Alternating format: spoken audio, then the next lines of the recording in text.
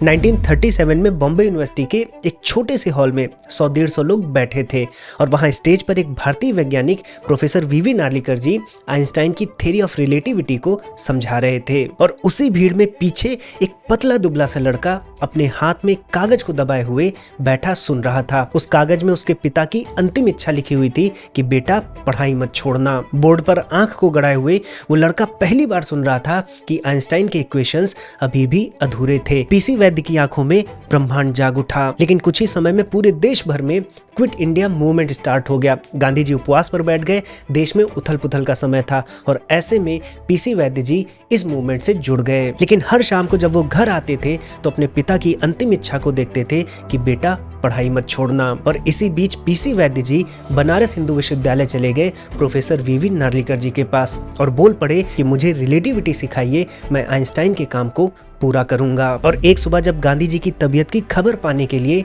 PC वैद्य जी अपनी study में बैठकर अखबार का इंतजार कर रहे थे तो उनके मस्तिष्क में एक मैथमेटिकल ज्योमेट्री उभरी, जैसे स्पेस टाइम अपने राज को स्वयं रिवील कर रहा हो। और एक सप्ताह के भीतर भीतर उन्होंने ऐसा सोल्यूशन लिखा जिसकी खोज स्वयं आइंस्टाइन कर रहे थे और इसका नाम था दी वैद्या मैट्रिक। इस सोल्यूशन से रेडिएटिंग स्टार्स की ग्रेविटेशनल फील्ड को समझा जा सकता था। और जब पीसी वैद्य जी का रिसर्च पूरा हुआ तो उन्होंने अपनी इस रिसर्च वर्क को ओपेनहाइमर के पास भेज दिया और ओपेनहाइमर भी स्टन्ड रह गए।